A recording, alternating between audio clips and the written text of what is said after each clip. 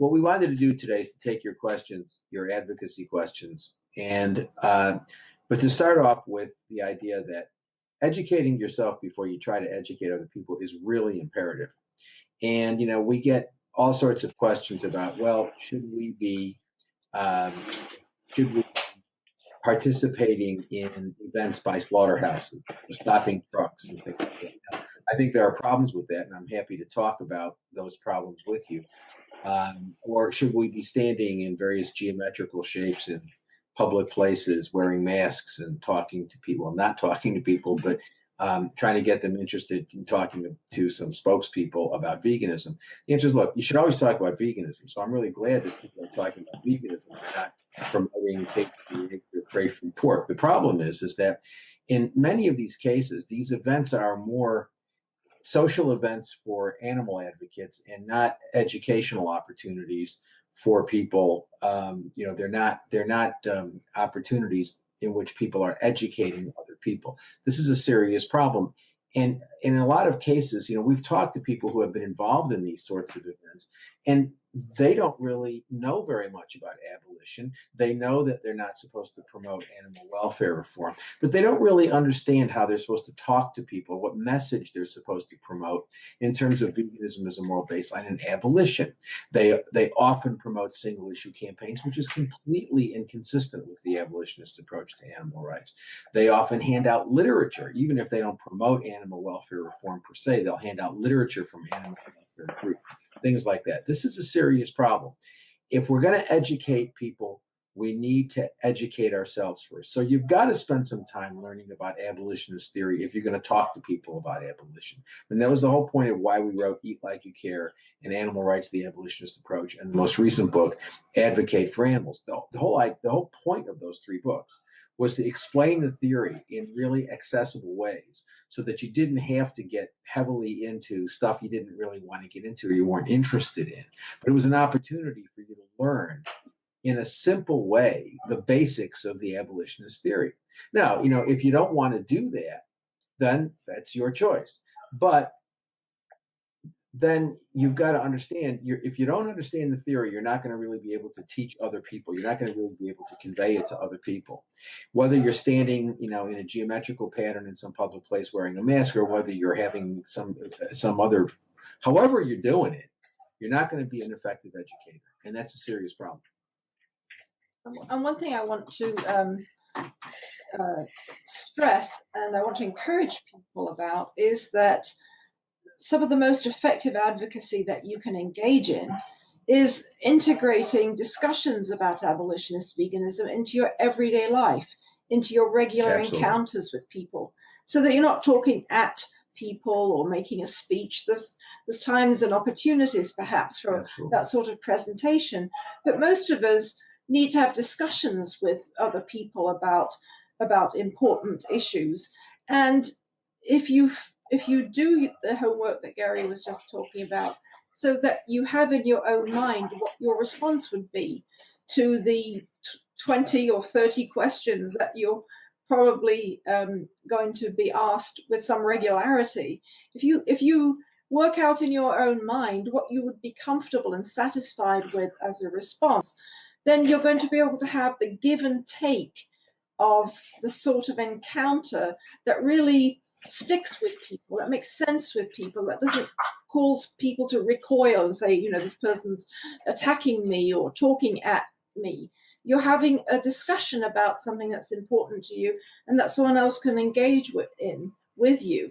And those are the sorts of encounters where ideas really stick, and where you will have an opportunity to follow up and show how these ideas have been important in your own life, so that you can encourage other people to see their importance for their lives too.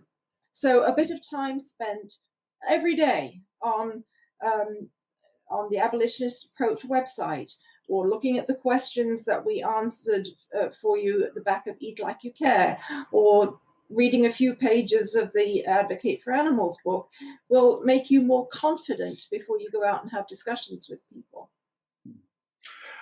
Yeah, so that's interesting.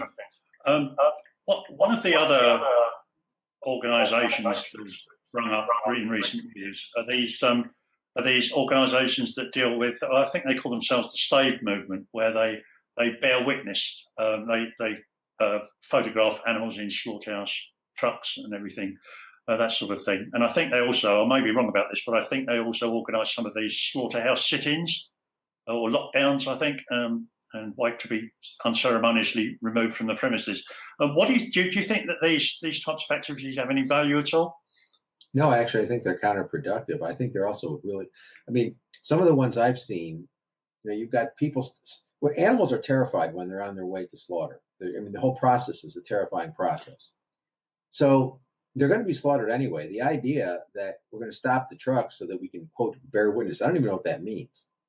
We're going to bear witness, which generally involves people being emotional, sticking their hands into the trucks, taking selfies of themselves being emotional, taking selfies of themselves standing against the trucks, taking pictures of the animals, putting extender sticks with cameras at the end to take pictures of the animals. This is not helpful. This is delaying the inevitable. These animals are going to be slaughtered anyway. I don't understand this idea of bearing witness. We all know where meat comes from. We all know where dairy comes from. We all know where eggs come from. So, I mean, when you drive up the highway, you see trucks on their way to the slaughterhouse. See them all the time. I see them all the time. Most people see them, quite regularly. And so this idea that, well, we're going to bear witness. We're going to stop the truck.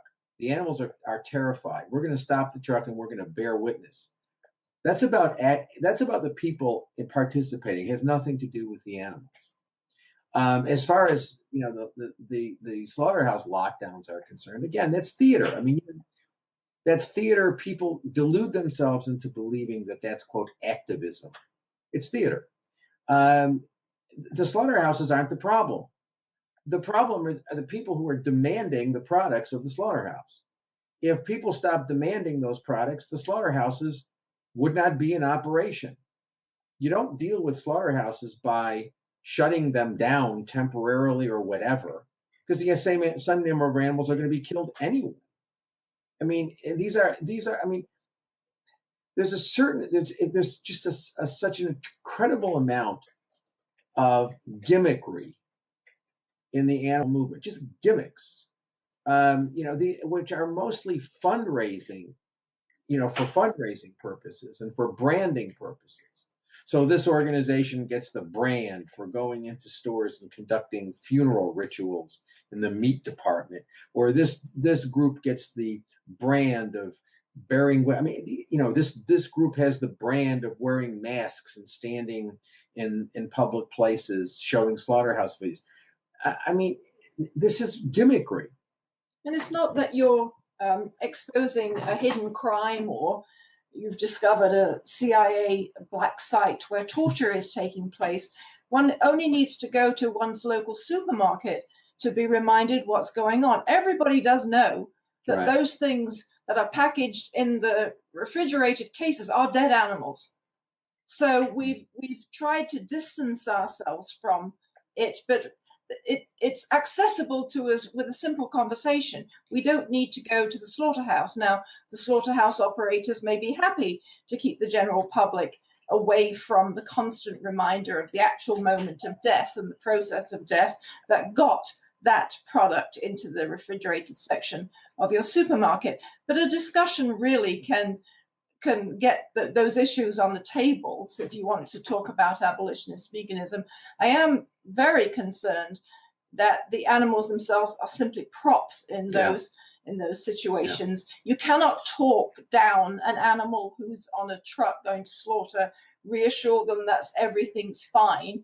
They have no relationship with you. They're not looking for reassurance with a bond with a human being. You're not making it any better. You may well be prolonging the situation, and a bunch of faces and flashing lights and noises and everything, those horrible holes in animal transport vehicles is not helping the animals who are confined inside them. So there are so many opportunities to talk to your fellow human beings. They're the problem. Your fellow human beings are creating this situation. And it's not an event. It's not about you. We don't have to have a public display of emotion. And I'm sure it's deeply felt. And we've all encountered something that's really hit at us emotionally. But we can come up with a solution and communicate solutions in a non-dramatic, not apart from our everyday lives situation. But that, as we were saying before, requires some preparation, some self-discipline, a bit of work, and a willingness to put oneself out there without being the focus of attention, but to communicate important ideas. I have never been on one of these events. I don't intend to, but I do a lot of vegan advocacy. And I think all of us participating today can find a venue, can find a way of speaking and presenting the ideas that you're comfortable with, that we all find useful and productive, without the drama and as Gary was saying, almost gimmickry. Well, I've had people involved in the Save movement tell me that they form bonds with these animals in the slaughter trucks, that there's communication. And I'm sure these people believe this, but that's silly. Animals on their way to slaughter are terrified. And the idea that we're developing some relationship where we're comforting them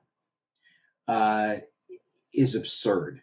There's no comforting an animal in a slaughter truck. Absolutely none. And the idea that people are stopping those vehicles and prolonging the terror and absolutely blind distress and panic that those animals are in and experiencing is bewildering to me, actually. It really is. I find it really disturbing. And again, as the animals are the props, animals are gimmicks that are used to brand organizations. And the only way we're ever going to stop this is through an intelligent and intelligible campaign of educating people about why veganism is a moral imperative. That's the only way that it stops. Also, I want to say something about the use of violent imagery. One of the things I've learned over many years of doing this is you can show people slaughterhouse videos till you're blue in the face, and they're gory. However, whatever, they're horrible.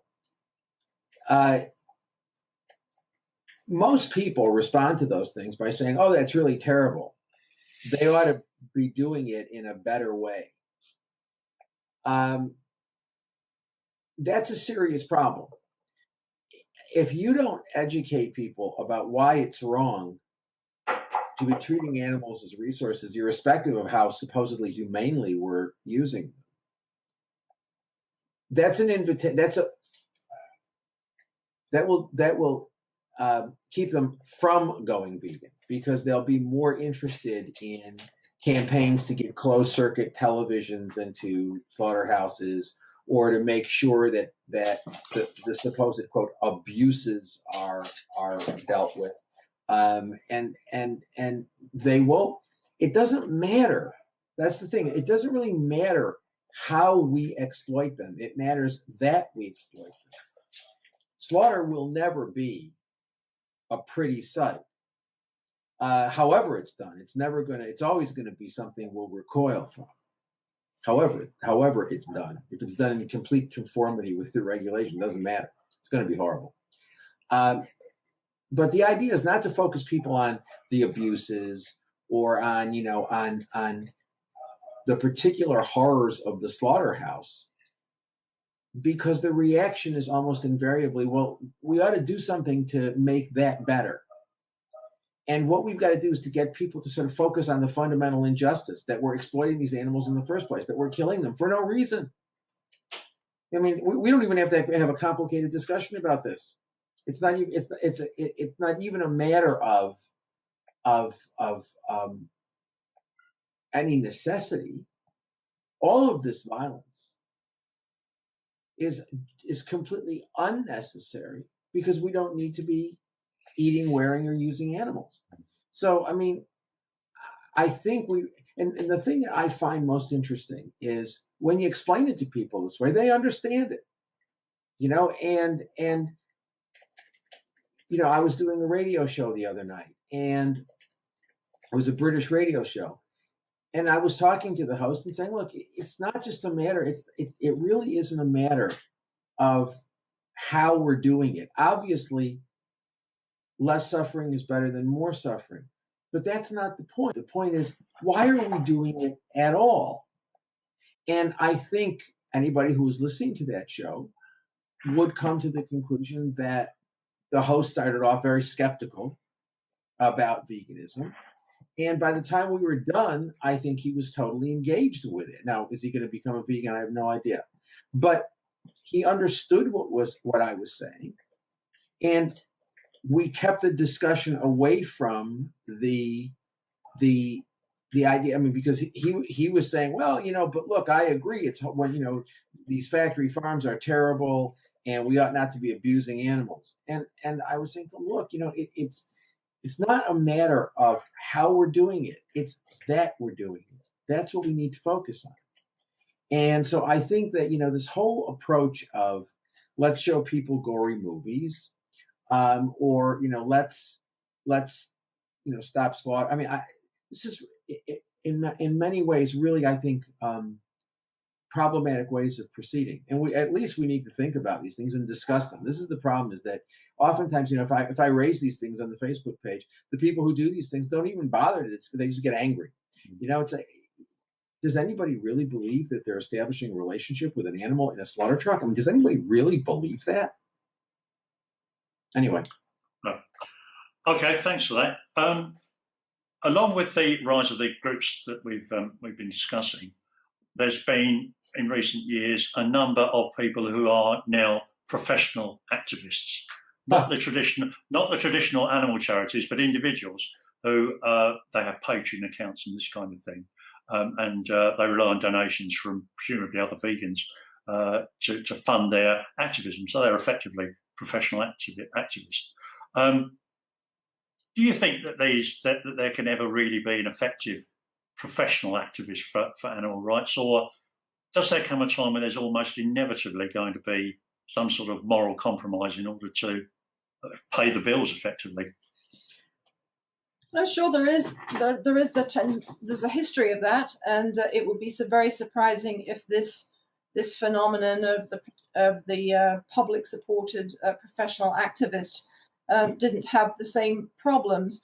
But why is anyone sending financial support so someone else can do the activism? Why are they not educating themselves and doing the advocacy in their own circle of colleagues, acquaintances, and family? That's where they can have the effect. So just as it's been all too easy through the years to send your $15 into the large animal groups and say, go and do it on my behalf, and we all know how poorly that's turned out, I have no reason to think that this will not turn out any better.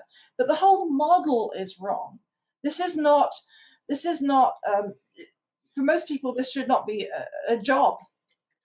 It's, as we say, it's informed communication with people in your own circle or people that you extend your circle to meet and encounter and have supported conversations with. That, I believe, is where abolitionist advocacy is best done, not with someone who's trying to find a gimmick in their presentation to stand out and be the new YouTube star. We don't need that.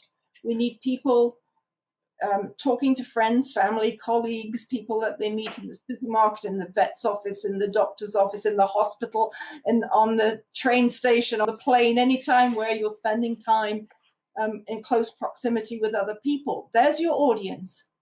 But it requires you to do something. And sometimes that's not something you're terribly comfortable with, and you get better the more you do it. But I think that's where grassroots advocacy really has its strongest effect. And that's the only way that the message is going to get out, because personalities rear up and are popular and are supported, and then people go on to the next one. It's not that this is really multiplying the opportunities for education. It's just moving from one fashionable person to the next one. I find it disheartening, and I think we need to get onto grassroots outreach on the animal issue and lots of other issues too, if anything is going to change. Yeah, I think that's absolutely right. I mean, I've seen instances where some of these people actually do present the problem that you're describing, Ellen, where they basically they arise as celebrities, and then the next thing you know, they're working closely with welfarist groups, or they're taking financial support from welfarist groups, and they change their message. Actually, there's a number of instances of that. But even if that doesn't happen, even if people don't compromise themselves by becoming involved in those groups, the whole, as Anna says, the whole model is wrong. There's really no difference between the problem of, I don't do activism, I send my money to some welfare organization that does the wrong sort of activism. Even if you're sending your money to somebody who supposedly, although I question this, is doing the right sort of activism, why aren't you doing it yourself? That's the problem. The problem, as Anna says, is the model. It doesn't really matter whether you're sending your money to a welfarist group or you're sending it to someone who, doesn't want to have a job, so that they can get money from people who do have jobs, so that they can travel around the world and do all the things that the people who have the jobs, who contribute the money, don't really have the opportunity to do. But they can travel around and go from country to country on someone else's money. I mean, the problem with that is clear. Why aren't people doing the activism themselves? Why do we even need these people to base? I mean, they're not saying anything original. So, I mean, all they're doing is just basically saying things that other people have come up with. That's fine. I mean, but why should people be giving them money to do that and travel around the world and do that? I mean, it's this idea, it's this savior idea that, that we're going to pay these people and they're going to go around and they're going to be activists. First of all, that relieves you of, you give money to these people, and it relieves you of the obligation to do anything. So you think you're doing something by supporting one of these people. We don't need to be watching other people. Exactly. We need to get ourselves prepared, in terms of background and in terms of emotion, because this is an emotional issue for lots of people, and a good healthy dose of self-discipline, so that you get out there and do something, even if it isn't your favorite thing to do. It needs to be done. So we all need to do it. We don't need to watch the latest person who's reared up as, the flavor of the month. And there's also, it's everyday work and everyday commitment. There's also, there's also an aspect of this about, local. The last thing in the world most people are really interested in is somebody flying in from some other place, and some celebrity who comes in and to tell them about how they should think about a moral issue.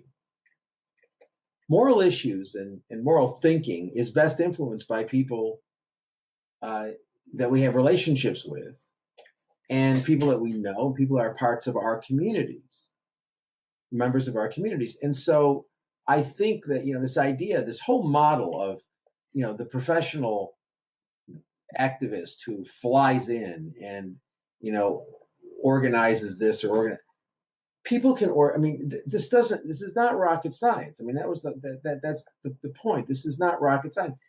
We're trying to shift the paradigm. The only way we can do that is through creative, nonviolent, vegan advocacy. We're not going to get anywhere by being violent to people. We're not going to get anywhere by yelling at people. I think it's absolutely counterproductive.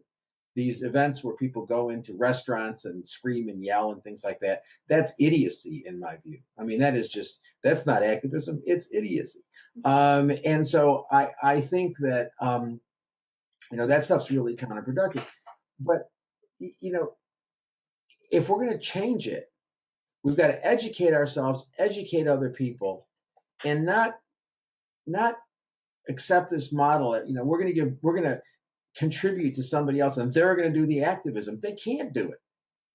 We need to, if this is going to work, we need each of us has to become a leader. Each of us has to become, somebody who is out there educating. It's not a question of giving the money to somebody who's going to travel from place to place and have an extended vacation going from country to country. It's a matter of individuals doing it and in their own communities, where they're talking with their friends, with their colleagues, with the people at work, the people at school, the people that they encounter. Tabling in your community is a tremendously effective way of educating people. You don't have, there are other ways of doing it, but that's one way of doing it. No, it doesn't have the drama of, wearing masks and showing people gory things. But, you educate yourself, you understand things, you go out there, you talk to people. And education is a process that requires a give and take. You're not really going to get very far by having a very short interaction where you don't even know what you're talking about and you mouth a couple of slogans. You need to be able to engage people. And I think those of us who do this, we see this all the time, that, you get people involved in discussing things, and that's how you change things. That's how not in some sort of short, exchange, but, obviously you don't have time necessarily for a lengthy exchange in all cases, but, let's get away from the gimmickry. Let's get away from the branding. And let's get focused on the hard work of educating people. But that's something each of us has to do. Okay, well, we've got a couple of related questions on this one. The first one's from Tejas, and I think you've actually already answered this one, so I won't get you to answer it again. He says, "What do you think about the hero worshipping in the activist community?" And he's referred to the three, probably the most well known of the people that we've been discussing. James Aspey, Joey Carbstrong, and Earthling Ed. Not that I'm sure he's not picking on them, but he's just mentioned them as being the most well-known ones, or the most prominent ones at the moment. So, and I think you've probably answered that one already about the hero worshipping. Well, it's probably not quite right. But we've also got a comment from Floyd, and you might like to address this one in a little more detail. James Aspey advocates well. He discusses with real people about the necessity of going vegan. What's wrong with that? Well, first of all, James Aspey advocates, he certainly doesn't advocate abolitionism. He does advocate veganism, but he also advocates, well, actually, I'm not sure that that's true, because he advocates, he promotes the idea of incremental change, and he also promotes the idea, he promotes a lot of the welfareist groups. And I've heard him do that myself. So, I think that's, so it's not clear to me. The other two I know less about, Carbstrong and Earthlings and whatnot, but Ed Earthling. I know less about them, although we've had people who come to the page and claim to be devotees of these people who don't know what they're talking about. So I don't really know how clear what they're doing is, and I'm not even sure what they are doing. But why do we need them? Right. Why do we need them? When you spoke about this, I've actually not heard any of them ever say a word, not one of those three people say a word, because I've never looked at any of the things that are on YouTube or whatever. But if someone is out there giving a vegan message, good for them. Right. But they're doing it. Why are we not doing it? Why are you not doing it? That's great. But we don't need to have anyone raised up as the person speaking for us. Their reach is limited. Setting someone up to do the job for you, as we were speaking before, and Gary was explaining, has serious pitfalls, and it doesn't have a good history. The history of designating people as mouthpieces and heroes is not good. But we need to get away from that. We if those people want to go out and do advocacy, great. I hope they're doing good advocacy. But we all need to be going out there and doing good advocacy. So I'm not familiar with those people. I'm sure they're not interested in anything I have to say about them, but I don't need to know anything about them. And no one participating today does either. Go out, get yourself ready to talk to people and do it. Commit to doing it. They're not doing anything that that you all, can't do. So just go out and do it. Educate yourself. Educate yourself, in my judgment, sort of better than perhaps some of these folks have, but educate yourself more clearly about an abolitionist vegan message.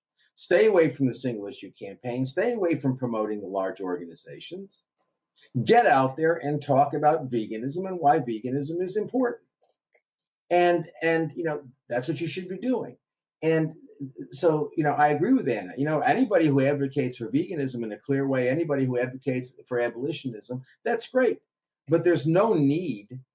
Over the years, we have been asked many times. People have said, "Look, why don't you start an organization? Why don't you become leaders and do this and do that?" And the answer is not interested. You've got to become. If we're going to change this, you have to become a leader. Each person has to be a leader and get out there and do things. And yeah, I mean, I've worked really hard, and Anna's worked really hard over the years to try to generate the theory. And there's been a lot of confusion. I mean, most people don't recognize that before, the late 80s, early 90s, there was really no discussion about the rights welfare matter. There was no really clear thinking about it. And the movement was drifting right back. We started off with the rights movement in the 1980s, in the 1970s in Britain, in the 1980s in the United States. And then it just drifted right back to a welfare model. And that was the whole point of the book that I wrote in the mid-90s, Reign Without Thunder, was to say, look, we're going right back to a welfare model. And so, people can, we all need to be thinking about these things. But the bottom line is the idea that we sort of have these people show up who, from what I can see, and I don't know much about these folks, they're confused. They're pretty confused. But they're not saying anything original. They're not saying anything new. And they want people to give them support to support them so they can go say it. And the answer is, why are we doing that? I mean, that's never going to work. You're never going to have social change that's going to come about as a result of that sort of model. This sort of social change, which is the most, we are talking about a form of exploitation that is mind-boggling in terms of its extent. We're killing more animals every year than the number of human beings who have existed on the planet throughout human history. Every single year, we're killing more animals. So, animal exploitation is pervasive. It's part of the air that we breathe. We need to change that. The only way we're going to change that is by educating ourselves and getting out there and educating people. And each of us has to become a leader. Each of us has to get out there and educate people. This idea that we're going to sit and write a check or contribute to the Patreon account of one of these people or one or more of these people, and that's going to change things is complete nonsense. And what it's really doing is taking responsibility from us. We are responsible. We've got to do it. And the idea that we're going to give money to somebody else to do it is ridiculous. Okay, thanks. I get related to this. Question from Bridget, who says, what about animal rights marches? Do they have a place? Well, the problem is, what do we mean by animal rights? I just was reading an article on a website that I've actually written for. And some lawyer was talking about animal rights lawyers. Well, animal rights, Anna and I ran a clinic for 10 years at Rutgers. And I don't know that, animal rights, animals are property. We can't really meaningfully talk about them having rights. And so this idea that, Animal rights march, Bridget. What is an animal rights march? If you're out there and you're talking about abolishing animal exploitation and veganism, I think, a march or a demonstration, if the message is clear and it's uncluttered, and the what you're promoting is veganism, and it's veganism as a moral imperative, and you're not promoting welfare, and you're not promoting single issue campaigns, and you're promoting a very, very clear abolitionist message, I don't have a problem with that. I think it's sort of hard to do that in a march context. I think it's difficult for a variety of reasons to do that, but I don't have a principled objection to it. The problem I have is that these so-called animal rights marches are not about animal rights. I mean, they're about people promoting Meatless Monday, and the people promoting this group and that, or this welfarist group or that welfarist group. So it's not about animal rights at all. I mean, if most of the time when you have these marches, they're marches to close down slaughterhouses. What does that mean? Marches to close down slaughterhouses aren't the problem. The problem are the people who make the demands, for the products of the slaughterhouses. So the problem isn't the slaughterhouse. The problem is the demand of the consumers, which keeps the slaughterhouses open. That's the problem. So a march against slaughterhouses, or frequently I get invited to participate in events where we're promoting vegetarianism and veganism. And the answer is, I don't promote vegetarianism. Vegetarianism is not veganism. Vegetarianism is animal exploitation. It's just a particular sort of animal exploitation. And I would not participate in a march in which we were promoting eating only meat from large cows, but not small cows. I wouldn't participate in that. I'm not going to participate in something where, people are drawing some artificial line between meat and other animal products. I'm not going to do that either. And so, I mean, I think it also has to be an adjunct to other things. By definition, if it's a march, you're walking past people, so you're not really engaging them apart from your banner. And that's it's not really a good way of engaging people. If you've got a lively social discussion about something, then a march can remind people there are a lot of us who are interested in this issue. We're doing this on a Saturday afternoon. There was another school shooting in the United States yesterday with 10 people killed. Last time, when there was the Florida massacre in February, there were quickly organized very large marches. But that happened in the context of a lively social discussion, an ongoing social discussion about can this gun violence be addressed by legislation? And it was a wake-up call to some legislators. There are a lot of us out there who are interested in this issue. But if we haven't done the groundwork so that people understand what we're even talking about, and if there isn't a core of people, an important mass of people who are already to be reckoned with in terms of government or whoever else we're talking to, then I think marches are not particularly effective. I think we need to do the important groundwork first, so that the marches are not, again, just either an opportunity to vent and feel you're doing something and release some emotions and stuff. Sometimes it takes on a little bit of the entertainment aspect too. You're a curiosity for the people that you're marching by, and it's an opportunity for people to feel some much needed solidarity if they are vegans and feeling isolated or whatever. But I think it's only really effective as a political vehicle if more people are already interested in the issue. I mean, I have no problem in principle with them, but I agree with Anna. They've got to be an adjunct. Just a march. I mean, when I see advertisements for animal rights marches or animal liberation marches, they invariably they're not promoting veganism as a moral imperative. They're not promoting the abolition of all animal exploitation. If they were, I would at least not have a principled objection to them. But as Anna says, they're more about the entertainment and solidarity for the people who are participating in them. Because right now, we live in a society where people are focused. The animal welfare groups, the large animal corporate animal charities have done a magnificent job of focusing people's attention on the treatment of animals, that we have to treat animals better. I mean, think about it. The primary focus right now of mainstream animal groups is focusing on aspects of factory farming.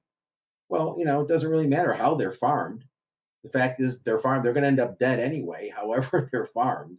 And so, but we focus people on treatment, and so that now I understand why these groups do this, because it sort of makes their donor base very broad, because they can get a lot of people to agree in some way with that message while they continue to eat, wear, and use animals. I understand what they're doing, but those groups have done a very good job of focusing people's attention on the wrong issue.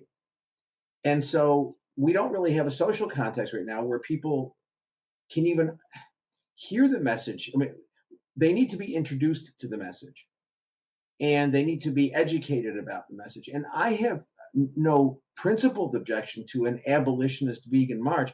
I haven't seen any. I mean, all of these events I've seen are vegetarian/veganism, or they're promoting meatless Mondays, or these other sorts of things, and they all involve these groups that are promoting happy exploitation, that are working with companies like Whole Foods to promote supposedly more humanely made animal products. So I mean, I've not seen I've not seen one of these things. I don't have a principled objection, but I haven't seen one yet. Right. Okay. There's a slight divergence, but there is an element of following along the theme. I think, to a certain extent, all the organisations and individuals that we've been talking about, they do promote veganism to a greater or lesser extent. Not abolitionist veganism, but they promote veganism. So a question from Banny, who says, do you think it matters how people get to veganism? I see the logic of the abolitionist approach, but haven't been able to persuade my vegan sister-in-law that it should replace other efforts to persuade people to go vegan. I see lots of problems with other campaigns, but I would welcome input on how to counter the argument that if these movements are creating more vegans, then they are useful allies. I've been vegan for over 20 years and used to be the only vegan person I know. I used to be the only vegan people knew. Sorry, got it. The only vegan people knew. Now I'm one of at least a few. So it's hard to make the case that things aren't changing. Would your take on this be that it's changing too slowly? So I guess there's two questions there. Do you think it matters how people get to veganism? And do you think things are changing too slowly? Well, yeah, I think things are changing too slowly, for sure. Yeah. Do I think how it matters? Yeah, I think. I mean, look,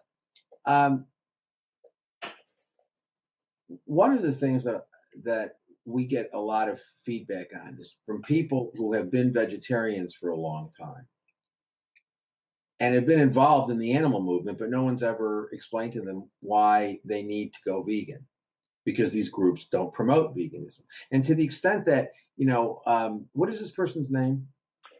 She's Banny. Banny. B-A-N-I.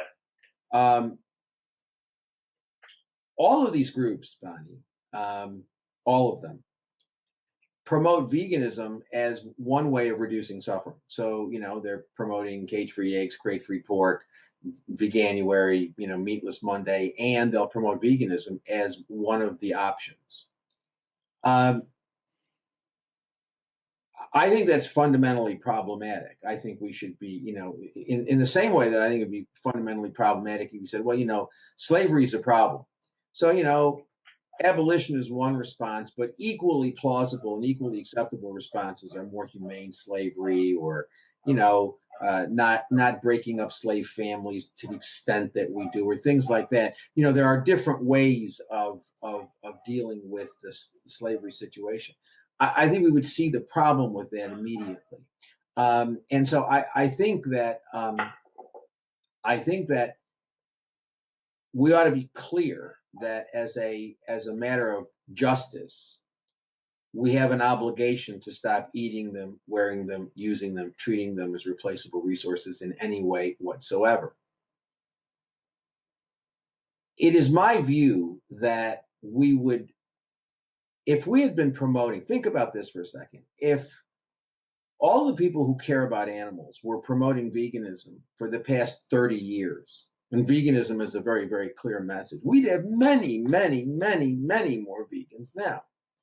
And so the fact that some people get to veganism after going through many other stages doesn't mean we have to, it doesn't mean as a practical matter that we need to promote those things. And as a moral matter, we ought not to be promoting those things. So, the fact that that someone goes through various stages, somebody says, well, yeah, I'm a vegan, but I went vegan very, very slowly, and I it was over a period of 10 years. But I'm a vegan, so what difference does it make? And the answer is, well, let's, yeah, I'm glad you're vegan, but ought we be promoting, because it took you 10 years, should we be saying to people, well, here's the 10-year plan. here's the 10-year plan, take your time, because it took me time.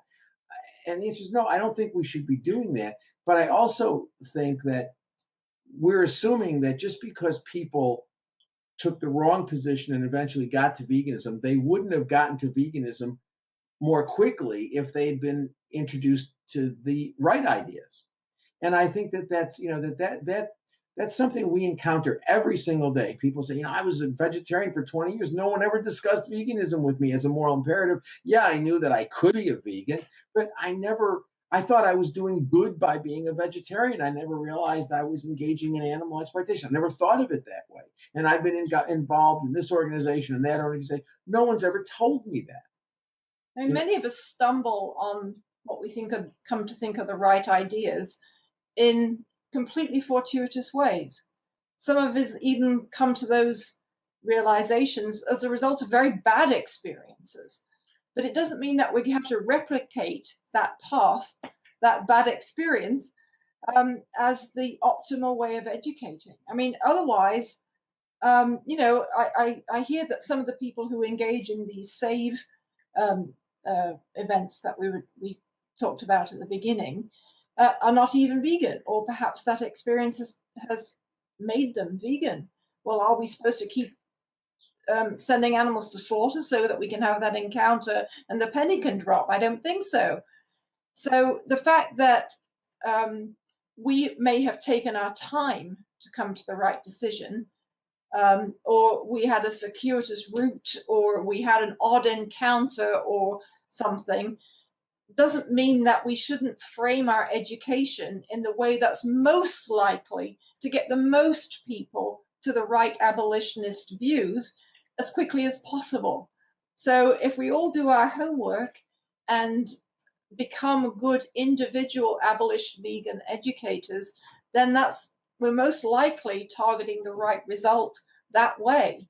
Many of us have our own stories about how we developed our ideas, how we came to different understandings of the issue, but we don't have to replicate that. That's not how you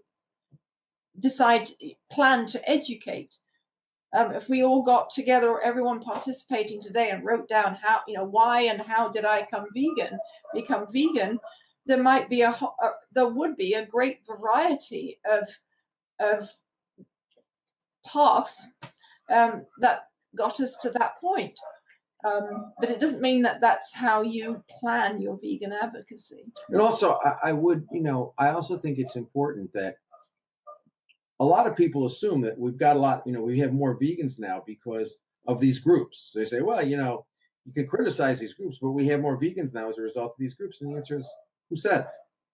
I mean, why does anybody think that we have more vegans as a result of these groups? Maybe we'd have even more if we didn't have these groups giving them the wrong message. Right. I mean, we hadn't ceded the subject to the big groups and let them choose what was the way that brought the most revenue into their corporations. If we didn't stand back and let these personalities emerge and say, let them go out and do it on our behalf, where would we be? We don't know. We haven't really had a widespread mass push of committed abolitionist vegans Absolutely. going out there and doing the education. And that's why we wanted to talk to you today. And that's why we want to take your questions. And that's why we want to hear what you think is effective. Because I think it's likely that a good, strong, consistent grassroots approach will be much more effective, much more quickly than what we've seen the experience of so far. Let's try it. I mean, one of the reasons why I think there's been a greater interest in veganism is it's no longer the case that the large groups have strangleholds on the dissemination of information. Right. And now we have this thing called the internet. We're doing a webinar on the internet right now. Well, that didn't exist, a short time ago. The technology didn't exist to do that. And so, we now have the internet and people have access to information and they're educating themselves. And we're seeing some changes. I think we could see more changes if we didn't have the noise all the time of the large groups and the celebrities and the personalities telling us, oh, well, you can't really make moral judgment. I agree. We shouldn't be making moral judgments about individuals, but I think we do need to make moral judgments about animal exploitation. And if we had sort of a clearer thinking, I think that we would be moving much faster than we're moving now. And so anyway. Well, that brings us to another question, actually. Coincidentally, this one's from Anna, who says, Gary, what do you fancy for dinner tonight? Oh, no, hang on. It's not the wrong question. Hang on. This is one from Anna. She says, are there any quality studies on the effectiveness of vegan animal rights activism? If not, why not? I couldn't find any. Only 2 old, bad designed interview questionnaire works with no clear results. Yeah, there's a real problem with empirical research for a variety of reasons. There are studies that are, there are these groups that claim to be coming up with empirical studies, but these are groups that are basically these are groups funded by welfarist organizations that are coming up with silliness to support animal welfare reform. And, so they've got an organization that sort of gives, it rates the various charities, and, they rate the charities that are that basically support them. And they produce supposedly empirical information and evidence that what they're doing is the right thing and whatnot. But, you don't need to be a statistician to see that is just garbage. The empirical, the stuff that I've seen is silly beyond belief. It's the sort of thing that you would not, if a student taking an introductory course in statistical analysis or study, doing one of these studies, design, you would call the student in and try to help the person do work that went beyond the level of a D, grade of D. It's really horrible stuff. And these organizations that purport to be empirical basically are nothing but PR. They're doing nothing but producing public. They're public relations groups for the large organizations, and they're being funded by those large organizations, and they're promoting the agendas of these large organizations. And if anyone hasn't noticed so far, perhaps we should just repeat it. We're not going to be the people who are going to tell you that charities and corporate approaches are the way to go.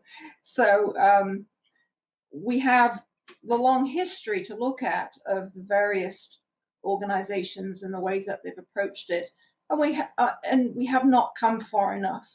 So what we have proposed is that everyone undertake the responsibility of being individual educators. It's not that we just haven't got the right way for charities to operate. I'm interested in this moment in the Me Too movement, and there have been some horror stories of what it's like to work in some of these organizations. Well, surprise, surprise, they're like every other large corporation, and they need to be cleaned out. But they don't need to be replaced. They will not get better. They may get different, but they will not get so much better as advocacy organizations to really make social change if you just stick a woman at the head of them. You know, if a woman's taken over the Humane Society of the United States, it's going to be essentially the same organization with perhaps a few fewer problems in terms of, you know, human resources issues for the corporation. We need to change the model. So ranking how various corporate charities are doing is not, I would think, the way to go to find out what's effective. Also, let me just say about the premise of the need for empirical research. Do we ask for whether or not there are studies that show whether or not we would get to a rejection of racism faster if we promoted gentle racism? I mean, nobody ever says, well, you know, maybe taking a hardline equality view is just turning people off. So maybe we ought to take a less hardline view about equality, and maybe, you know, we ought to go easy on this and not be hard, you know, not be purist. Yeah, purist. Not be purist about racial equality or sexual equality or whatever, and we just ought to soft pedal it because, you know, we need people aren't ready for that. People aren't ready for it, and we need studies that show that, you know, that taking a hardline, you know, equality approach is a good idea. Most people would say, "What are you talking about? We have a moral obligation to reject racism, and we don't need a study that says, well, you know, if you have racist joke-free Monday, maybe it will lead in a faster way to the rejection of racism." We don't think that way. Where it comes to the fundamental rights of humans, we're not asking for empirical studies that demonstrate that the position that we think we ought to be taking is the right position. It's only when we come to the animal question and people say, well, you know, you're promoting it, we stop, you know, exploiting animals, but maybe we need an empirical study, because, you know, and I have actually been involved in discussions with animal advocates. I went to the 2013 so-called Animal Rights National Conference. It was a national conference. It had nothing to do with animal rights, however, that Alex Hershaft and the Farm Animal Rights Movement puts on every year. And I actually heard people, you know, sitting around having discussions. Well, you know, maybe you know, studies show that if we aren't taking you know, a hardline approach, people will go vegan faster. And I asked them for what studies they were talking about, and they didn't know, the reason being that there are no such studies. But why are we even asking about? I mean, we either think animal exploitation is right or wrong. If we think it's wrong, we ought to be clear it's wrong. We don't need empirical studies that tell us that we ought to not say it's wrong if we think it's wrong, because people will come to the conclusion it's wrong if we tell them it's not wrong. In addition to it being counterintuitive, it's morally objectionable. Okay, thank you. We're talking about organisations. Here's a very quick question from Lewis and Torres. This is an interesting one. Are you against organisations even if they're abolitionist?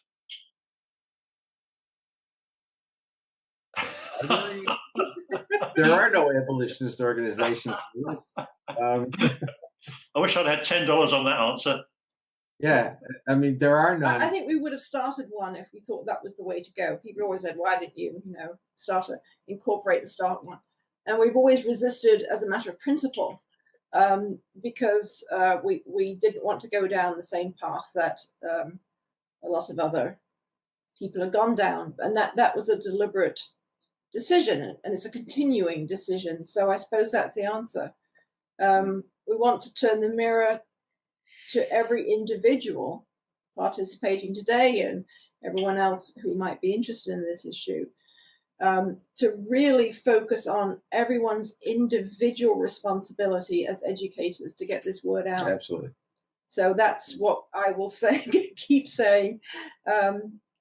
Very resistant to the idea of institutionalizing this. I think it's completely counterproductive. Having said that, I'm not aware of any abolitionist organizations. None, not one. Okay, thanks. A question from Conju. Here in New York City this weekend is the NYC Veg Fest. Unfortunately, invited to speak at this event are the likes of Brian Cateman to promote reducitarianism. Please discuss how ridiculous it is to associate with this idea to the ethical vegan abolitionist movement. I'm assuming he thinks that, or Conju thinks that. You've answered your own You've question. answered your own Ridiculous. question. I mean, Entertainment. Brian Cateman is not a vegan. Right. He's coming to talk to people about why we don't have to be vegans and why he's a professional non-vegan. Exactly. So he's doing something else. Right. He's a professional non-vegan. I'm sure that New York City will provide much better entertainment than that this weekend. Go and find something good that gives something back to you and entertainment in New York City. Indeed. Actually, when I think about New York City, is just a marvelous place. It's an absolutely marvelous place, and the idea that anybody would take any time while they're in Manhattan to go listen to Brian Cateman talk about reducitarianism is sad. It's very sad. It's very sad. Very sad. I mean, I don't know anything about the NYC Veg Fest. I mean, do you know anything about it? I mean, is it anything more than a pie eating couple of days, or vegan produce? And if he's going to be their speaker, there's no. Obviously, it's not a vegan event. There's no principle framework. So hey, there's a lot of good vegan restaurants in New York City. I think you'd spend your time and money much better than having a good dinner in one of them. Yeah, exactly. You want to do something activist? Take some of your non-vegan friends to one of the many really excellent vegan restaurants in Manhattan, and so that they can see that we vegans don't eat styrofoam and all sorts of stuff. perhaps Cateman will be. Go to one of those places, and why I don't understand why anybody would listen to Brian Cateman for any period of time. Perhaps he's going to be telling people they should reduce their pie intake or something like that during the Veg Fest. Well, the thing is, I hope the Veg Fests. I hope the vegan, a lot of the Veg Fest is an ambiguous word because some of these Veg Fests don't have they're not exclusively vegan, but even the ones that are exclusively vegan, I hope that they will evolve to try to sort of promote healthier eating as well. I mean, these events tend to be places where if you don't eat stuff with a lot of salt and oil and fried stuff and whatnot, you're going to be hard pressed to find something to eat. And vegan food is really absolutely so. It's vegan food is wonderful, and one of the things we've done over the years is we've moved away from. We used to eat a lot of fried stuff, and we used to eat. We've been vegans for over 3 decades now, almost 4. But we were not. We used to eat a lot of vegan food that was not particularly healthy, and we moved away from that. And we stay away from oil now. We don't fry anything. As a matter of fact, Francis McCormick, the other half of the grumpy vegans, introduced us to an air fryer. And I actually have to say that the air fryer is the most compelling evidence I have that God does exist. It's an absolutely marvelous thing. And we are now having air fried French fries, no oil. And I guess as an American, I should call them freedom fries because France did not come with us to invade Iraq, and they're bad. And so, although I guess we like them better, and we like them more now. But we are finally having French, which I have not had French fries for years because I don't eat fried stuff anymore. And you can get an air fryer, and I got it off of eBay. It costs virtually nothing. And we are now eating lots of French fries because they don't have any oil, and we don't make them with salt. And so, but I hope that these, you know, part of what's going on right now is this idea that we've got to tell people that they're not going to be sacrificing anything if they go vegan. And so they'll still be able to eat fake meat, they'll still be able to eat like sausage or meatballs or, things that, that are made with. So, and I don't have a moral objection to that, although I don't have a moral objection per se to that. But I think, part of it sort of reinforces this idea that food is either animal stuff or stuff that mimics animal stuff. And I don't look, I'd obviously rather have people eating soy, sausage rather than real sausage, obviously. But I think that, we need to sort of get away from the idea that if we don't have something which pretends to be a dead animal on our plate, whether it is in fact a dead animal or a phony dead animal, that we've got to have a dead animal sort of thing on the plate. I think we need to get away from that. This idea that we're deprived if we don't have, it's sort of like the tofurkey phenomenon that, we celebrate Thanksgiving, and we celebrate Thanksgiving traditionally by celebrating it over some poor dead bird. So we give thanks for what we have by killing some bird, which is sort of absurd in the first place. But those of us who are vegan now say, well, we don't have to do that because we can celebrate Thanksgiving and we don't have to give up anything. We can have the tofurkey. Well, obviously, I'd rather have people eating tofurkey than not eating tofurkey. Frankly, I find it disgusting. I mean, the idea that people, I the last time I ate tofurkey was many years ago. Someone gave me a piece and it had soy skin. It had like a wrapper, and it was crispy and it was meant to mimic turkey skin. And it did taste like turkey skin, and it made me want to vomit, frankly. I mean, but if people want to eat that stuff, I mean, it's not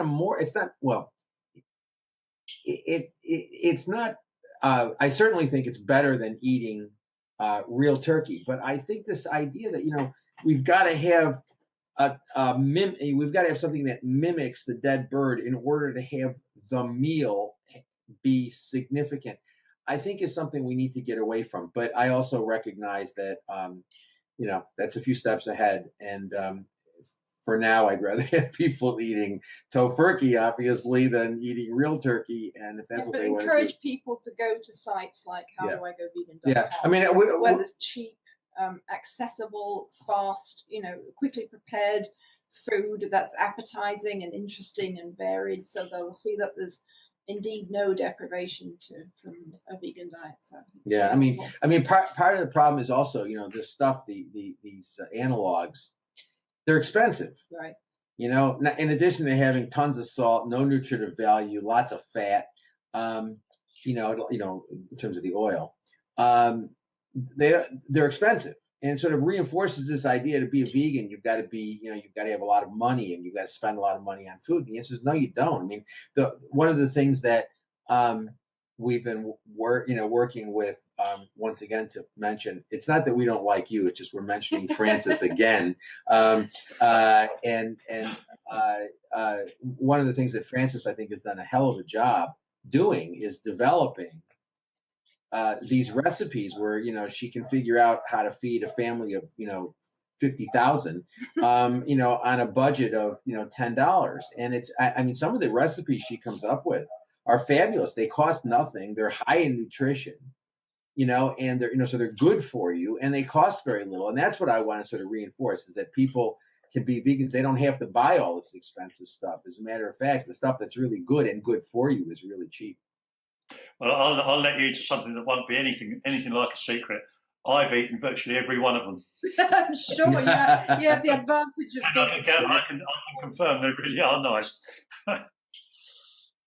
Okay, and a slightly different subject. You mentioned earlier that it'd be a good idea if advocates educate themselves if they want to advocate animal rights. I think there's a general misconception that if you advocate veganism, you're automatically advocating animal rights, which, as you know, and as you've already said, is quite true. So we've got a question from Sandy who says, "What books would you recommend to start if you wish to educate yourself?" Well, I mean, the 3 books that we wrote to educate people so that they could educate people about veganism. I mean, they're working books. They're not theory book. They're not primarily theory books. They're books to educate people to educate about veganism. And Sort of want them to be like a hand. right, handbooks like Eat Like You Care basically deals with the major reasons why people don't go vegan. It's a matter of tradition, or doesn't God want us to eat animal? Sort of dealing with the standard stuff that you get when you talk about veganism. And then Animal Rights: The Abolitionist Approach takes the theory of animal rights and tries to make it really accessible, and gives lots of examples so that people can try to understand the theory of what animal rights means in practice. And then Advocate for Animals is a book that deals with how we can, the various ways in which we can be effective vegan educators. And we did these things. We did these books as handbooks. We keep them cheap so that people have access to them. We distribute lots of copies that we try to get them into people's hands. And so these are sort of handbooks, and that's what we would recommend. I mean, these are abolitionist handbooks. So if you read Animal Rights: The Abolitionist Approach, it's basically it takes the 30 some odd years work that I've been doing on animal rights theory and the theory of animals as property and things like that, and condenses it into a fairly and I think it's, obviously it could be more complicated and I could have gotten more into the philosophical stuff, but the bottom line is you don't have to. I mean, it's like, if you read that book, you'll understand what you need to understand to be an effective animal rights advocate. If you read Eat Like You Care and Advocate for Animals, you'll understand how to talk to people about veganism and why you should talk with them in certain ways and not talk with them in other ways. Why you should approach the subject in certain ways and not approach it in other ways. So I think those are the books out there. We also have HowDoIGoVegan.com, which is I think a really good site that we did. We did that as a collective matter. A bunch of us got together, you being one of the people, and a bunch of us got together and we designed a website. And I think it's a very effective advocacy tool. Abolitionistapproach.com has lots of essays, and people can go and read all sorts of various things about various campaigns that I have commented on, and things that Anna and I have written. And so there's lots of stuff out there that people can read. Get out there and read it. I mean. Okay, thanks for that. I hope that's okay, Sandy. Perhaps you'll let us know in the chat room if you're happy with that. Okay, a couple of general sort of advocacy questions. No, I couldn't say that. Advocacy questions. From Suzanne, firstly. She says, how do you speak with someone who acknowledges animals are morally relevant, but are fearful of letting go what they know? I find some people have acknowledged they must stop eating, wearing, using animals, but it's been part of their identity for so long, they fear the change, even though they want it. Well, it's like all things that we haven't really questioned that have been a part of our lives, and then all of a sudden somebody comes up and says, this is a problem, and you agree with it. I mean, I think we have to encourage people to have some level of moral courage, and we all have stories that we can tell them, at least most of us do, about how eating animals was an important part of our lives until it stopped being a part of our lives. And so, we can empathize with them and say, yeah, we understand it's scary, in much the same way that my guess is it was really terrifying. If you were a person in Mississippi in 1962 and you had people talking about civil rights, and you knew that that was the right thing to do, you knew that the racism that infected and continues to infect this country was problematic, do you stand up and say, yeah, it's wrong?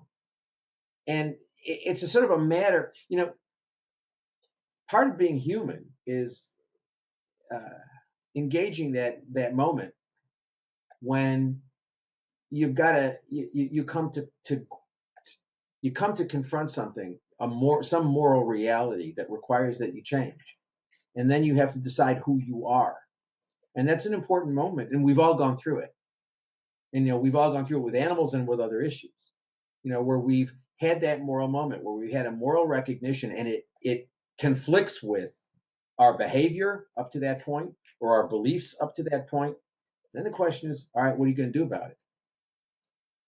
And one of the things and because I deal with this a fair amount, I think Anna does as well, where people say, you're right, but I'm terrified. And so, neither of us is a psychologist, but we try to engage people. What terrifies you about it? Why are you, well, it's been a part of my life. Well, but lots of bad things are parts of our lives. Once we confront the fact that once we accept that they're bad things, then we just have to stop them. And then we have to decide who we are as a moral matter. And I have in the past, and I do, I did it actually not long ago, had a conversation with somebody who I gave a lecture, and some young person came up to me and said, you're right, I want to do it, but I'm terrified. I said, what are you terrified of? Well, it's such a change for me. I said, all things which are important and which make your life which actually end up making you a better person are traumatic. And that's also one of the instances where it can be particularly helpful if you've had this discussion with someone as part of your individual abolitionist outreach, because we really need to unpack what are people frightened of. Yeah. Gary's discussed before the fact that quite a lot of people actually think that there's a health risk to going vegan, and there's resources, and your own example will reassure them on that. People are a little bit at sea as to, okay, if the penny drops today and I actually decide to go vegan, what do I eat tonight? And that's why it's so helpful to have the website of How Do I Go Vegan. It tells people what they can choose to eat tonight out of the things that they probably already have in their cupboards.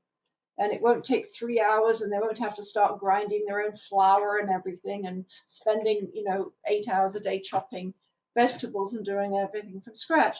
But also, if you're having encounters and discussions with people, they have you as the model.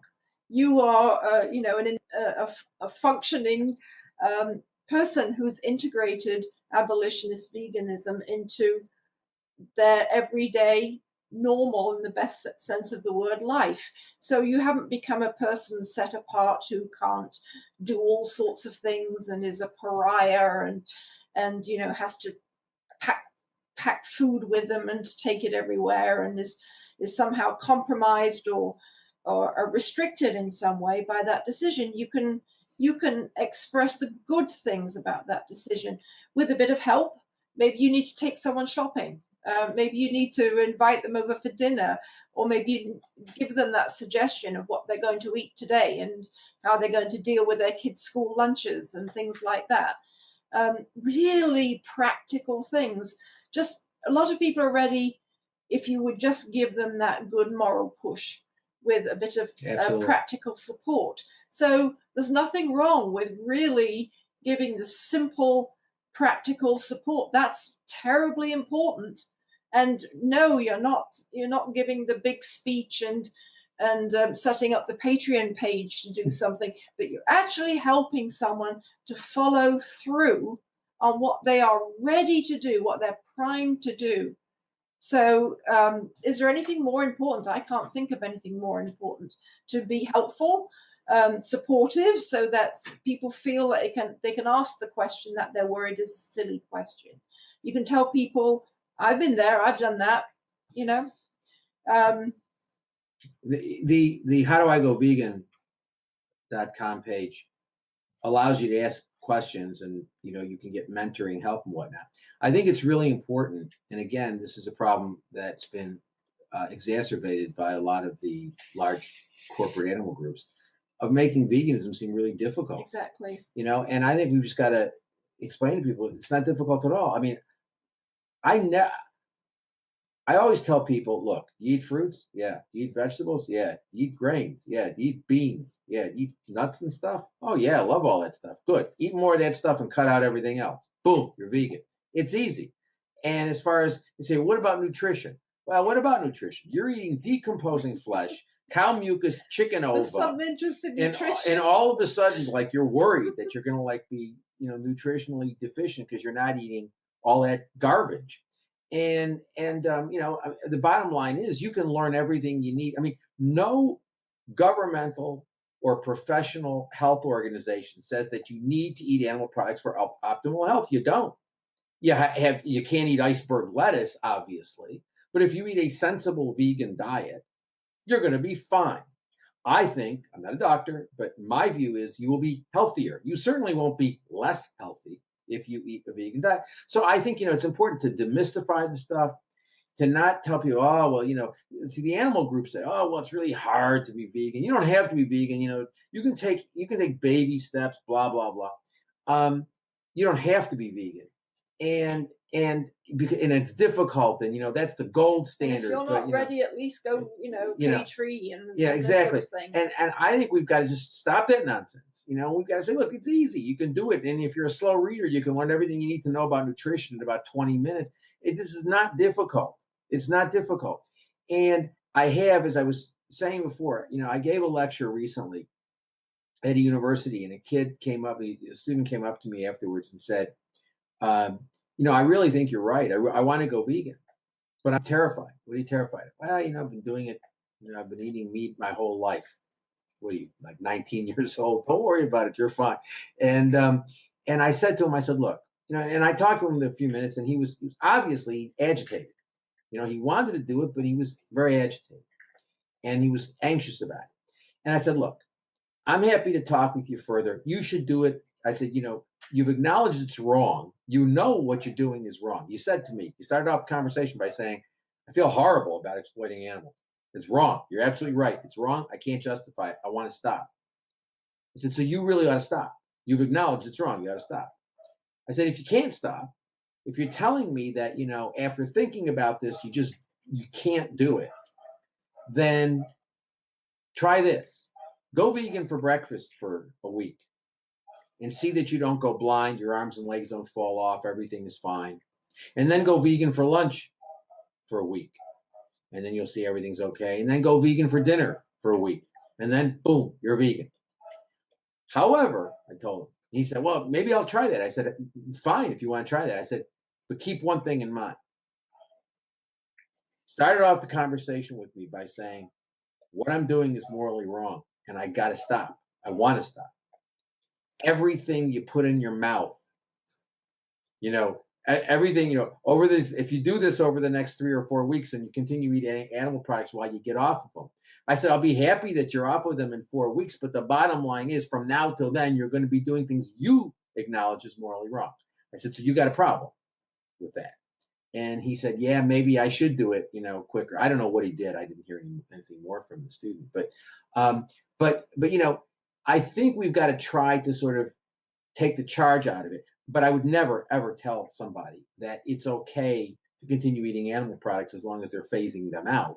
Because I think it's wrong. And I think we've got to reinforce that if you think it's morally wrong, you stop doing what you think is morally wrong. If you acknowledge it's morally wrong, don't do it. Have the courage of your own convictions, Well, it's very possible to go vegan overnight, as people like to say. Nobody ever does. You went vegan overnight. Yeah, so did we. So did Francis, and lots of people I know did. It's this moral thing, as you were saying. If you think it's morally wrong, you just stop doing it. I think the perception is when you realize you're engaging in conduct that results in the suffering and death of absolutely vulnerable sentient beings who value their lives. And the best justification you have is they taste good or you like the way they look when you wear them. It hits you, it hits you. And you say, well, wait, I can't do that. And I think that, I thought, I mean, we've been vegans. This is our 36th year being vegans. We did it together. And we did it 36 years ago. And I think that, I mean, I had never heard, I don't know, had you ever heard the word vegan before we went? I mean, I didn't even know what a vegan was. And then it was explained to me what a vegan was and why I should become one. And frankly, I had thought up to that point that you would die if you didn't eat animal protein. I mean, literally, if you had none at all, I thought, you would die. And 36 years ago, that was, I mean, we get a lot of propaganda now about that, about health. And we're told, the stuff that we're advertised to eat is horrible. But 36 years ago, I mean, I remember when I went to a doctor, when I went for a physical the first time after I became vegan, doctors just looked at me and said, "You're crazy. You're crazy. You're going to get sick. You're going to," I mean, and he was just perplexed as to why. I mean, it was like going into a doctor's office and saying, I've decided that I'm going to eat, a diet of thumbtacks, and that's all I'm going to eat, or nails, and I decided that's how I'm going to get my iron, is I'm going to eat nails. The doctor just reacted in a very, very negative way. And so, but I thought that, it never occurred to me that we couldn't not eat animal products. Now I have to tell you, 36 years later, I didn't do it for health. 36 years later is the best decision I ever made in terms of health. I mean, I did not do it for health. I did it for the health of my spirit, not for the health of my body. But I have to tell you, 36 years later, I don't mind getting old. I feel great. Okay, thanks. Now another question this time from Marina, again about vegan advocacy. She says, how do you react to people who get aggressive when you're speaking about veganism? About what? When you're speaking about veganism, how do you react when people get aggressive? Well, I think you can usually gauge, is it someone who's just being obnoxious, in which case there's no reason to engage with them. That, just because you're vegan doesn't mean that you have to accept abusive behavior. So I would deal with that in the way that any other obnoxious conversation came my way. But also be aware that some people are defensive, or if they're acting strangely, it may be because you've really hit a nerve. Yeah. I mean, over the years, I've had very strange comments made to me by people that I know better. And it's because you've touched a nerve.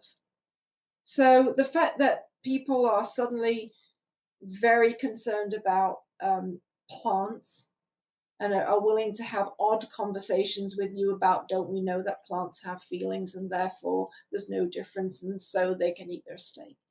When otherwise sensible people start talking like that, something's going on. And you can't be interested in this issue for very long without someone saying to you, don't talk to me about that right now at dinner because you'll put me off my dinner. And it's true, because most of us have to talk ourselves out of the recognition of what's on the plate before us. Most of us really don't want to think about sinking our teeth into a dead animal. So we call it something else. We, pretty it up. And we really don't want to think of the animal behind it. So if you've got an otherwise a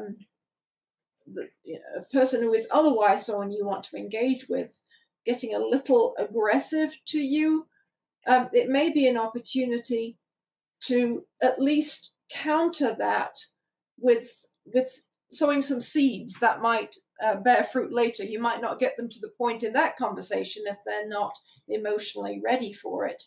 But it's worth you holding your ground, certainly. But as I said, it doesn't mean that you have to put up with someone who's taunting you. That's very different. I agree with that completely. I mean, I would say in 80% of the cases where I've been giving lectures on veganism or talking with people about veganism and people get aggressive, it's because, I've hit a nerve, and I oftentimes after the event have very good conversations with those people, and a number of those people have become vegan. The problem with aggressive people is mostly with animal people. I mean, ironically, those are the people who get aggressive and nasty. Are the people who, if you criticize, if you criticize their promotion of happy exploitation, rather than deal with you substantively, they get nasty and they start calling you names. That's fairly common in the animal movement. You cannot challenge the prevailing corporate welfarist happy exploitation paradigm. People don't have anything substantive to say, so they just get nasty. And I when they show up on my Facebook page, that's what God created delete buttons for. Bye. And I don't, I don't deal with those. I mean, I actually try to stay away from quote animal people end quote as much as I can. I mean, talking to animal people about veganism, talking to people who are sort of into the corporate welfarist head about veganism and about animal rights is a waste of time. And if they want to discuss it, I'll discuss it. But I stay away. I really stay away from those events. And not that I'm invited to a lot of them, but I stay away from them, and I stay away from those sorts of exchanges with people, because animal people who are into the corporate welfarist mentality, or into the celebrity sort of thing, and the what you're talking about, the professional careers thing, and you would all take issue with that. They get aggressive, they get nasty, they say horrible things, often defamatory things.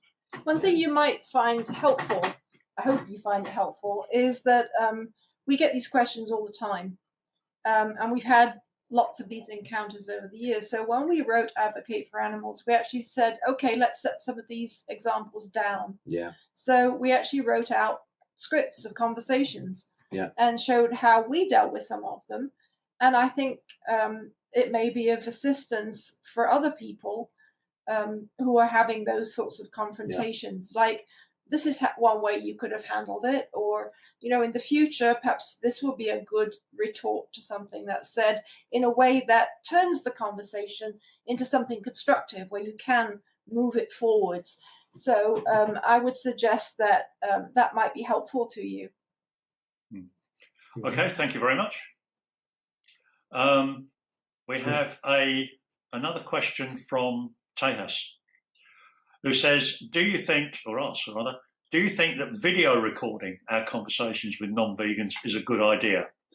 And I think the aforementioned professional activists are quite keen on this. Tejas says, I see a lot of people doing that, and the non-vegans look really uncomfortable. I wonder if it makes our advocacy less impactful. Are you talking about like recording people without getting their permission? I guess so, yeah. I wouldn't do that. What's the point? First of all, it's obnoxious. Secondly, what's the point? You can post it on YouTube. It's all about you, doesn't it? So I mean, it's that's a whole different world. I think it's completely ineffective, and I think it's very questionable. So I think without videos and examles of conversations. Yeah, I wouldn't do that. I mean, I think that's very I realize it's totally obnoxious. Who's going to talk to you? If exactly. It's totally obnoxious behavior. I mean, I realize that, like, some animal people think that, obnoxiousness is perfectly acceptable behavior, but it's not. And I mean, I've seen that happen, and I've had some of these welfareists do that to me. They come up to me and they've got their phones, and they'll say, "Well, what's wrong with the anti-fur campaign?" And my view is, if someone doesn't ask me for permission, suspiciously quiet. I'm just going to check on we're dogs. just going to go check the dog. We have 6 dogs, and they're not making much noise, which has got us concerned. Oh no, I'm hearing the noise, and my view is, you're going to record somebody, you ask them for permission. And even if you're not legally obligated, although in some cases you are, but even if you're not legally obligated to do it, you ought to do it simply because it's not a really it's obnoxious. And it's a matter of courtesy, I would have thought. But what's the point? I don't know. What the hell's the point of it? I mean, Well, why would you? I think I've seen, I mean, I have seen people say that they're educational for other activists. If they see how a professional does it, then they'll learn something from. A professional doesn't go up and record somebody who hasn't given permission. That hasn't given permission to be recorded. And so, I don't think you should do that. And I don't think it educates anybody. And what it does do is it educates people about the fact that if vegans are, that you ought to be careful whenever a vegan comes up to talk to you. You got to be careful because they may be recording what you're saying. I mean, it's totally obnoxious. Yeah. Well, I think Anna's going to bring back. We've just adopted a dog, our 6th dog, because our wonderful Tobias passed away. He had kidney disease and he died. And we were asked to take a dog that no one wanted. What happens is people breed, they take Merle Shelties, gray Shelties, and they breed them with other gray Shelties in an effort to get a white Sheltie, because white Shelties bring a lot of money. The problem is that 25%, and they know this, the breeders know this, 25% of the animals that are produced are deaf or blind. Some of them are both deaf and blind. And we have a dog. His name is Finley, and we're going to introduce him to you. He's a wonderful dog, but he's a real example of what's wrong with the world. We got Finley. Is Finley coming? Here comes Finley. Here comes Finley. Here comes Finley. Okay, here comes Finley. Okay, we're gonna see if Finley.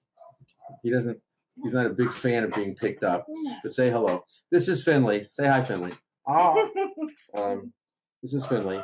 And Finley is deaf and almost blind. He has basically no eye in this eye.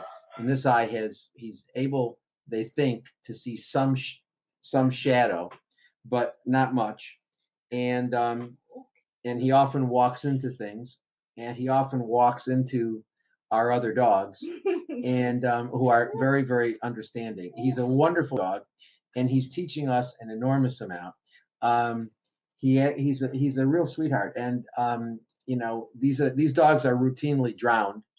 When the breeders get them, they drown them. And when we got this dog, someone was fostering him, and somebody was fostering him, and we got his quote papers, and they came in an envelope from the breeder, and he was described as white dog.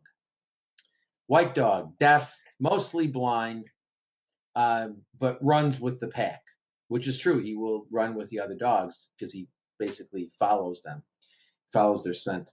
But he's a wonderful little person. And it was his birthday yesterday. Yeah. He was a year old yesterday.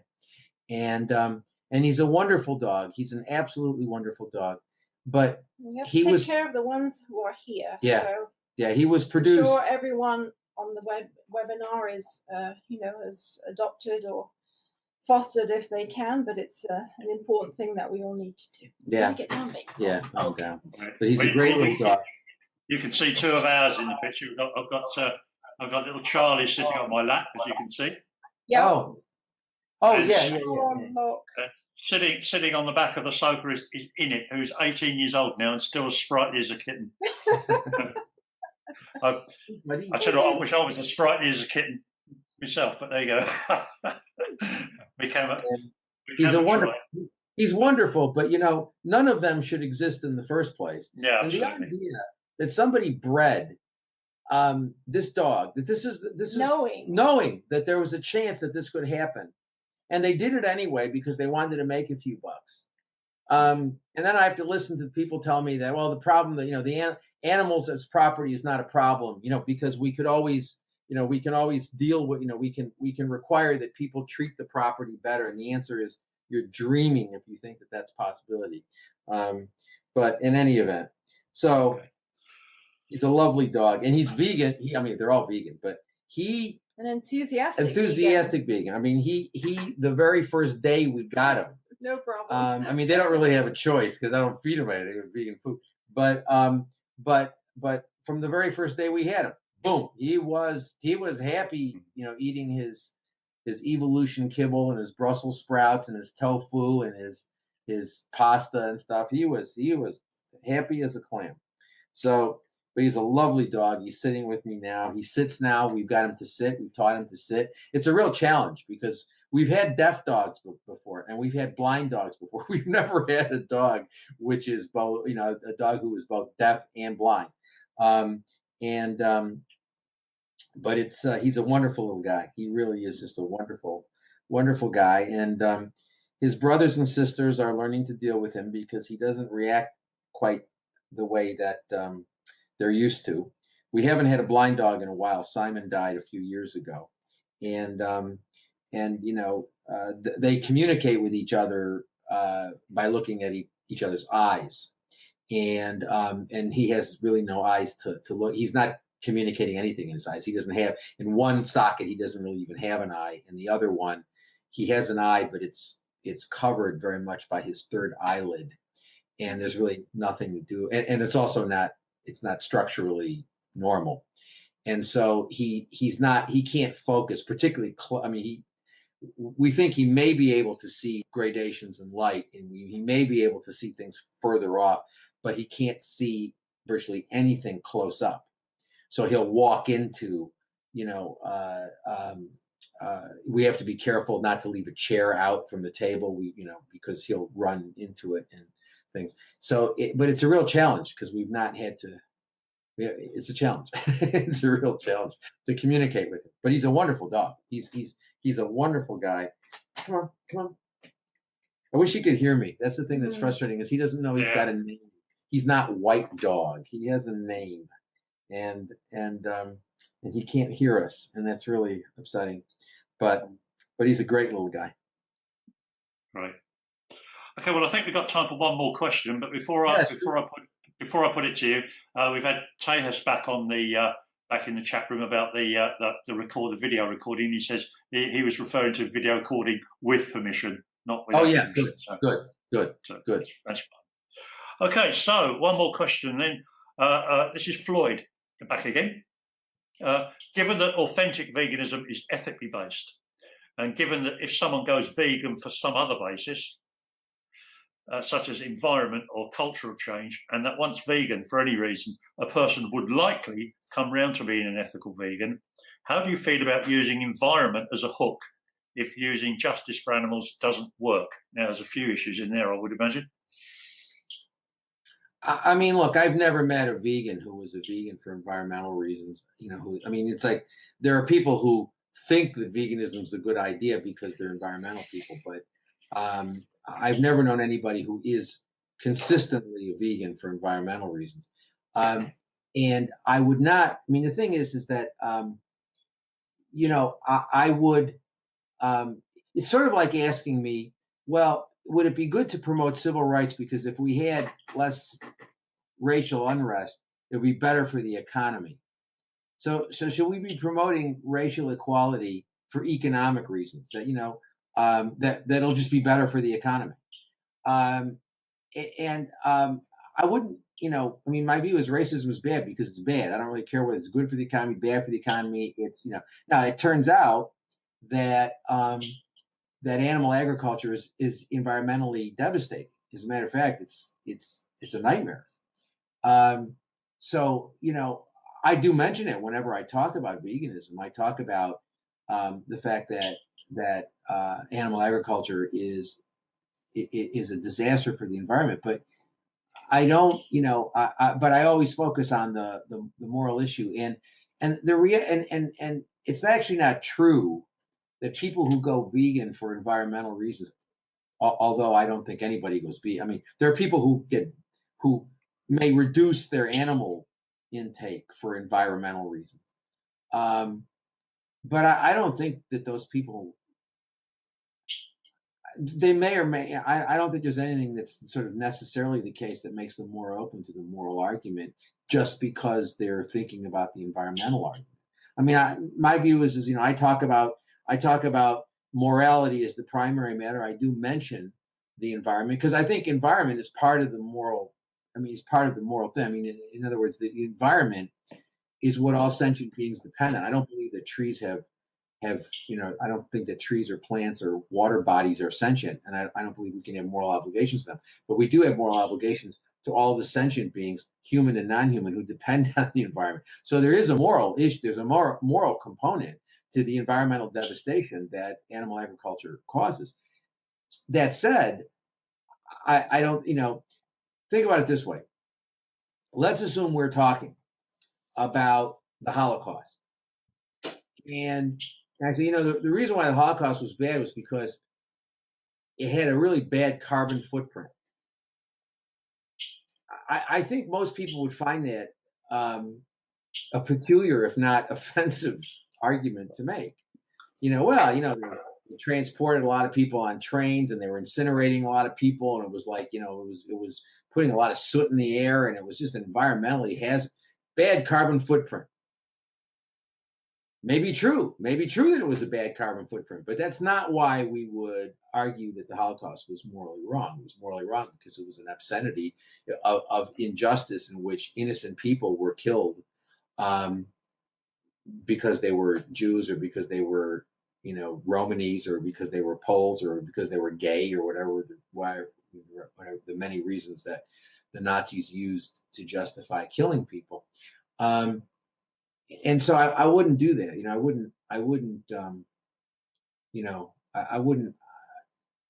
don't think it's a good idea to focus on the environmental issue. You can talk about it because it has a moral dimension, but this is a moral thing. The only way this changes is that people sort of, I have no doubt that the animal products that people eat will decrease over time for reasons other than morality. Most importantly, health. My guess is in another 100 years, we're going to look back at eating, if we're here, if we're not wiped off the planet as a result of global warming from animal agriculture, we're going to look back on eating animals the way we look at smoking cigarettes now. Many of us smoked cigarettes, when we were younger, and now you look at it and say, my God, why did I ever do that? It's really dangerous. And I was like, I can't believe what an idiotic thing I was doing. And I think most people, unfortunately, a lot of people are still smoking. They tend to be people in lower socioeconomic brackets because they're stressed out, because they have, they have stresses, and there's less emphasis on health. We pay less attention to them health-wise. But and we certainly don't care about tobacco companies selling cigarettes in third world countries. But I think it's we're going to be looking at eating animal products as a really dangerous thing to do, really crazy thing to do, and I don't think there's any doubt about that. But I wouldn't promote it for. My view, you can't tell people they have a moral obligation to do something that's going to be harmful to them. And so I do think it's important to talk about health, to say I never promote the idea that you're going to be healthier if you're vegan. I think you will. I think the empirical evidence is pretty clear. But my view is, look, I'm not a physician. And as far as the moral argument is concerned, the only argument I have to make is that you're not going to be less healthy. And as long as you don't need it, because you can't tell people they have a moral obligation to do something which is harmful to them. And I think that, so I do think we need to sort of focus on that. And I think vegans have been really bad about, not understanding that the primary reason why most people don't go vegan is because they're afraid they're going to, they're afraid of the health problems. They're afraid they're going to get sick. If they stop eating decomposing flesh, cow mucus, and chicken ova, you make non-vegan so attractive. Well, it's crazy. People get upset. They're worried that if they stop eating this poison, they're gonna, be unhealthy. And I think we need to take that seriously. I think we need to. And one of the things, we try to do is to say to people, look, read enough so that you can tell people. Don't go giving medical advice to people, but be ready to give them the National Institutes of Health website, or the National Health Service website in Britain, or the USDA website, or the American Dietary Association. All of these groups and organizations and governmental bodies say you can live without eating meat, and many of them say that it's actually healthier to not eat meat. So my view is have that stuff ready for people. But Okay. The idea that we should be promoting this as an environmental matter, this really strikes me as like saying, well, we ought to be talking about the Holocaust in terms of a bad carbon footprint. I wouldn't do that either. Okay. Well, thank you very much. I think we've come to a conclusion. I'd like to apologise once again for everything going pear-shaped at the beginning. I've still no idea why it happened. Let's just hope it doesn't happen again. So thank you to everybody who's been with us this evening in the chat room, particularly. Everyone else. Thanks everybody. Yeah, particular thanks to those who asked questions, and apologies for those who asked questions that didn't have them answered. But we may, as usual, put them down for use on a future webinar, which is what we usually do. Also like to thank our team of moderators who've been beavering away in the chat room this evening. That's Francis, Vanda, Jenny, Jeffrey and Christina. And finally, this is getting like an Oscar speech, isn't it? And finally, I'd like to thank my grandmother's pool boy. So, but particularly thanks again to Gary and Anna. It's been a really great webinar again, and hopefully we'll have another one very soon. So thanks very much, Gary and Anna. Yeah, get out there and advocate. Don't worry about people's Patreon accounts. Get out there and do it yourself. Yeah. Oh, by the way, I meant to say this earlier, but I did see a little while ago that somebody had got a GoFundMe account going because they wanted $500 to get a vegan tattoo, and they were asking people to pay for it. So, unfortunately, 2018, some people think of that as activism. Anyway, with that, we want to thank Finley for being such a good boy. He's been sitting here very quietly because even though he's deaf, he does bark, and he barks very loudly, and he's very quiet. So, in any event, all right, thank you, everybody, for joining us. Get out there, advocate, creative, nonviolent vegan advocacy. Veganism is a moral baseline. It's a matter of justice. Please get out there, educate, change the world. We can do it. Yeah, brilliant. Thanks very much, Gary and Anna. See you next time. Cheers for now. Bye now.